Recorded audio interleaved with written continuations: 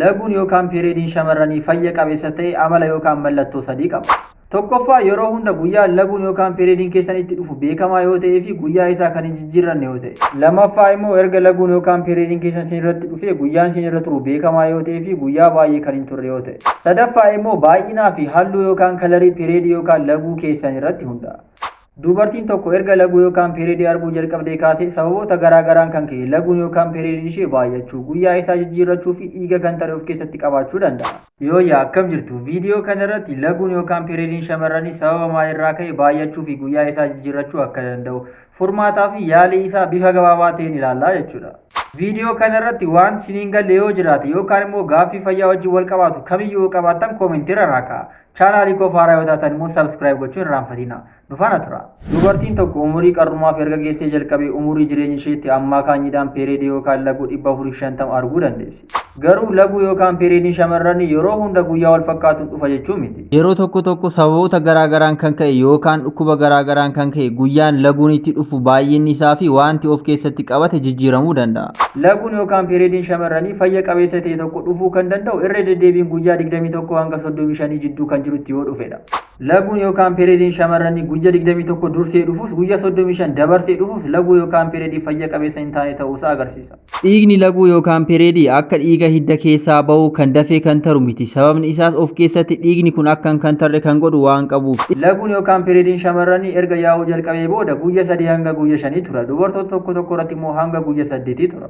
Garuu laguun yookaan periodiin keessan erga yaa'uu jalqabee guyyaa 8 ol kan turu taanaan fayya qabeessa akka hin taane agarsiisa. Baay'inni laguu yookaan periodii keessanii erga yaa'uu jalqabee guyyaa keessatti dhangala'uu kan qabu hanga ml 80dha. Dubartiin tokko erga laguun yookaan periodiin ishee itti dhufee guyyaa keessatti moodeetii 5 fi isaa ol kan jijjiirtu taanaan periodiin yookaan laguun ishee baay'achuusaa agarsiisa. Sababni laguun yookaan periodiin shamarranii baay'achuu fi guyyaa isaa jijjiirrachuu maal akka ta'e yeroo ilaallu. Sababoonni isaanis baay'eedha. Isaan keessaa tokko jeeqamuu hormoonii qaama keenyaa, furdina qaamaa garmalee ta'e, yaaddoo fi aarii humnaa ol ta'ee fi sigaaraa xuxunoo jiraate laguun yookaan periodii keessan irratti rakkoo uumuu danda'a. Kan biroo immoo laguun yookaan periodii keessan irratti baay'inaa fi fayya qabeessa akka hin taane sababoota godhan keessaa inni tokko gadaamessa keessan keessatti ixiin yoo uumame, irreen gadaamessaa dhiita'uun yoo jiraatedha. Kan biroo immoo qusannoo maatii karaa qaama saalaa dubartii galan kanneen hormoonii of keessatti qabanis kanneen hin qabnes periodii keessan guyyaa fi baay'ina isaa jeequu danda'u. Kuni kan uumamu garuu hanga ji'a 3 qofadha. Qaama keessan wajjin erga wal baranii booda sin dhiisuu jechuudha. Qusannoowwan maatii abbaa hormoonii tokko kanneen akka poostipilii, miiniipilii, diippooproveeraa kan jedhaman hormoonii qaama keessanii jeequu fi periodii yookaan laguu keessan jeequu fi baay'isuu danda'u. Kana irraa kan hafe laguu yookaan periodii keessan jeequu fi baay'isuu kan danda'an dhukkuboota garaagaraa kanneen akka dhukkuba taayiroodii yoo jiraate, uumama gadaamessaa irratti rakkoon yoo jiraatee fi dhiiga keessan keessa rakkoon pilaatileetii yoo jiraatedha. Dubartiin tokko laguun yookaan periodiin ishee baay'ate yoo ishee rakkise, guyyaa isaa jijjiirate yoo ishee rakkise maal gochuu qabdi? Yaaliin ammayyaa yookaan immoo mana yaalaatti laguu yookaan periodii baay'achuuf kennamu maal fakkaataa kan jennu yeroo ilaallu. Akkuma sila isiniin jedhe dubartiin tokko periodiin yookaan laguun ishee yeroo hunda guyyaa 21 dursee kan dhufu yoo ta'e yookaan immoo guyyaa 35 dabarsee kan dhufu yoo ta'e fayya qabeessa akka hin taane agarsiisa. Erga laguun yookaan periodiin kun dhufe immoo guyyaa 8 ol irra kan turu yoo ta'e dubartiin tokko erga laguun yookaan periodiin ishee yaa'uu jalqabee guyyaatti moodeesii 5 fi isaa ol kan jijjiirtu yoo ta'e akkasumas periodii yookaan laguu ishee irratti dhiigni kan tare yoo jiraate periodiin yookaan laguun ishee fayya qabeessa akka hin taane agarsiisa jechuudha. Viidiyoo kana irratti laguu yookaan periodiin shamarranii guyyaa isaa akka jijjiirratu akka baay'atuuf sababoota godhan baay'ee ilaalleerra.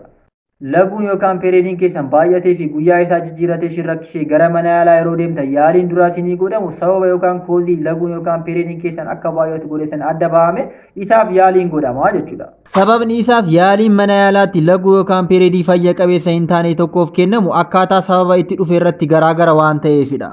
Laguun yookaan periodiin keessan baay'achuu fi guyyaa isaa jijjiirrachuun kan dhufe qusannoo maatii tasaa yookaan imerjensii ta'an irra deddeebi'anii fudhachuun kan dhufe yoo ta'e qusannoo maatii qaama keessaniif toluu fi yeroo dheeraaf siin fayyadu jijjiiruun filannoo isa tokkoffaadha.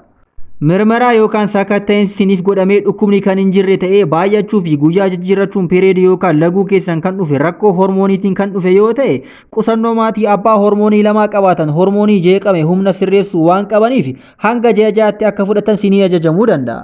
Mirmaraa yookaan sakatta'insi godhamee dhukkubni qaama saalaa fi gadaamessa keessa yoo jiraatee fi dhukkubni waliigalaa kanneen sila isinitti hime yoo jiraate immoo yaaliin dhukkuba argaman kanaaf gaafa godhamu laguun yookaan periodiin keessan baay'achuu fi guyyaa jijjiirrachuu isaa sin dhiisaa jechuudha. Qaama saalaa dubartii keessaa dhangala'aan hin baramnee fi foolii qabu yaa'a taanaan immoo infekshinii agarsiisa. Sababa kanaan kan ka'e laguun yookaan periodiin keessan baay'achuu kan danda'e jechuudha. Yeroo infekshinii kana yaalamtanii periodiin yookaan laguun keessan baay'achuu fi guyyaa isaa jijjiirrachuus hin dhiisaa jechuudha. Kanaafuu laguun yookaan periodiin keessan baay'atee fi guyyaa isaa jijjiirrate yoo sin rakkise mana yaalaa deemtanii sababa yookaan koozii periodiin keessan akka baay'atu godhe sana beektanii yaaliin godhamee sinii sirrachuu danda'a jechuudha. Egaa ergaan fayyaa irraaf qabadhee isinii dhiyaadhe kana fakkaata ture. Akkuma sila isiniin jedhe waan isiniin galle yoo jiraate yookaan immoo gaaffii fayyaa wajjin wal qabaatu kamiyyuu qabaattan koomentii irra naakaa. Chaanaalii koo haaraa yoo taatanii fi viidiyoon irra isin dhiyeesse yoo isinitti tole immoo chaanaalii koo sabskiraayib, laayikii fi sheer gochuun irraanfatina. Nagaan tura.